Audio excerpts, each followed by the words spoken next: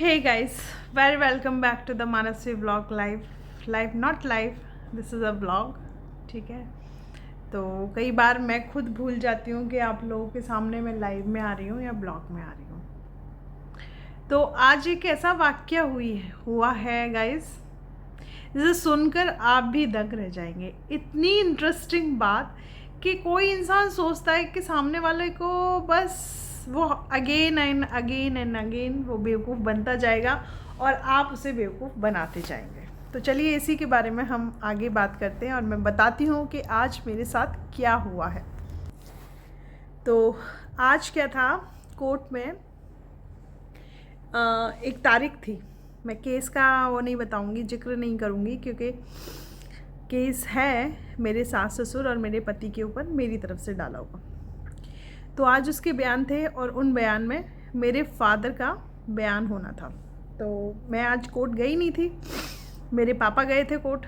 तो मेरे ससुर और मेरे पापा में बहुत सारी बातें हुई, बहुत चीज़ें हुई, क्योंकि वो अक्सर आपस में बातें कर लेते हैं।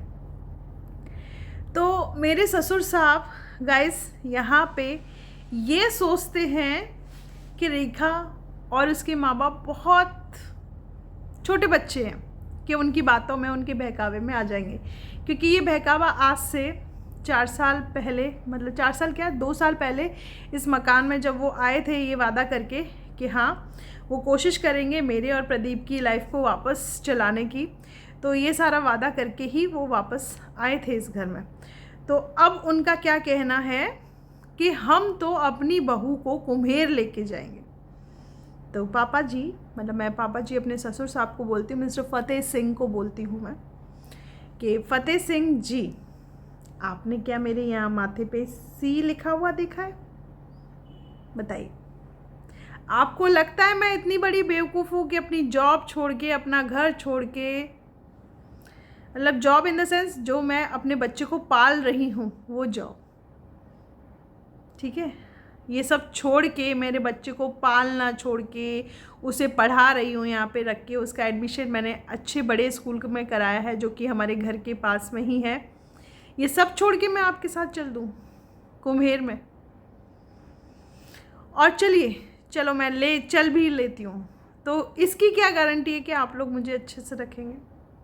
ये ज़रा मुझे बता दीजिएगा कि इसकी क्या गारंटी है कि आप लोग मुझे अच्छे से रखेंगे? क्योंकि मैं तो अब आप पे विश्वास करना भूल गई। आप लोगों ने कोर्ट में लिख के दिया कि हम राजीनामा चाहते हैं। आपके बेटे ने कहा कि मैं अपनी पत्नी के साथ रहना चाहता हूँ, और उसी दरमियान 1 जून 2024 में आपने मेरे ऊपर अटैक करवा दिया, मेरा घर हड़पना चाहा।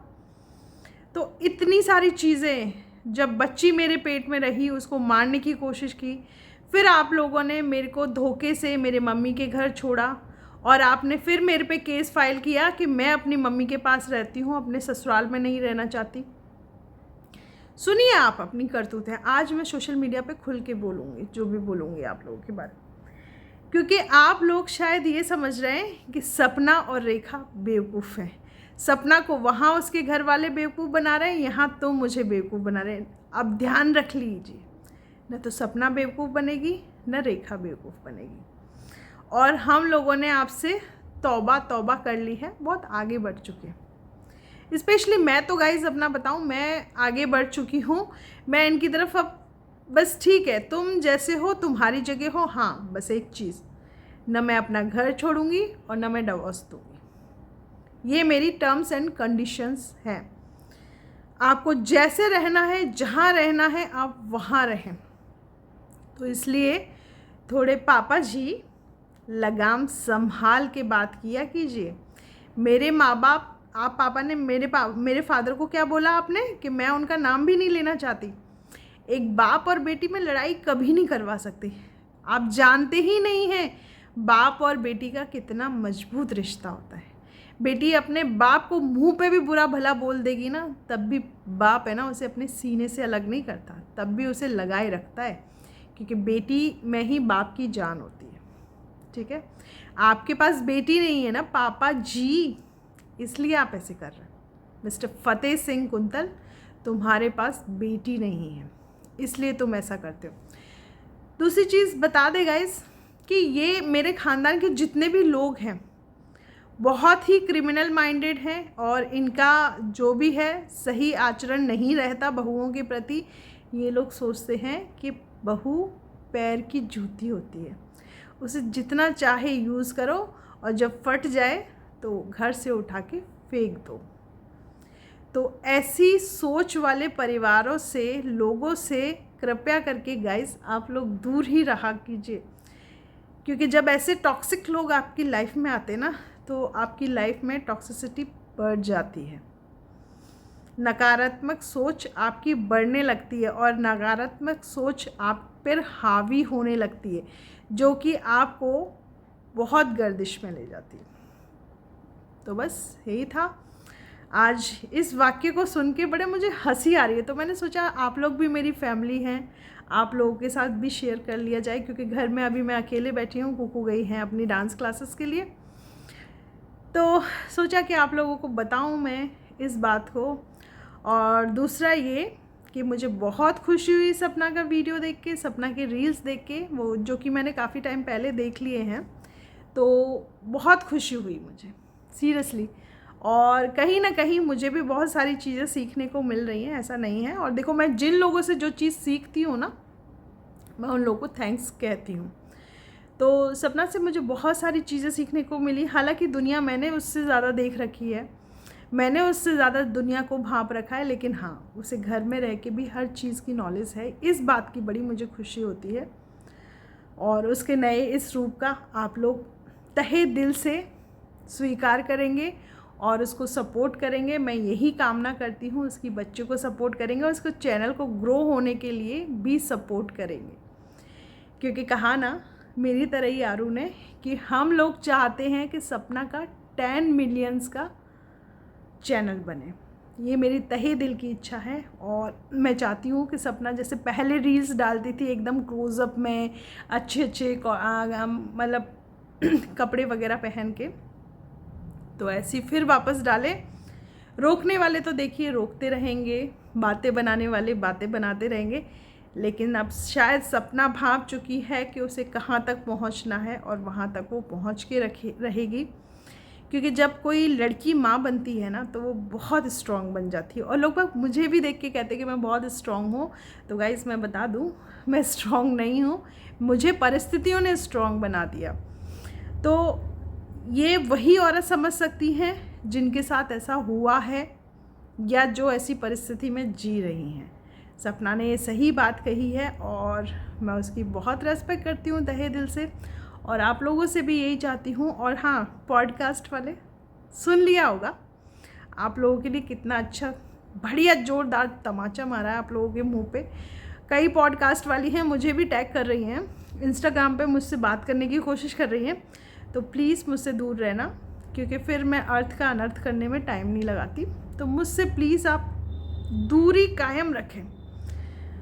और दूसरी चीज़ है, जो औरतें इस बारे में बोल रही हैं ना, एक्चुअली उन्हें खुद नहीं मालूम कि जब वो इस परिस्थिति में आएंगी ना तब वो क्या करेंगी।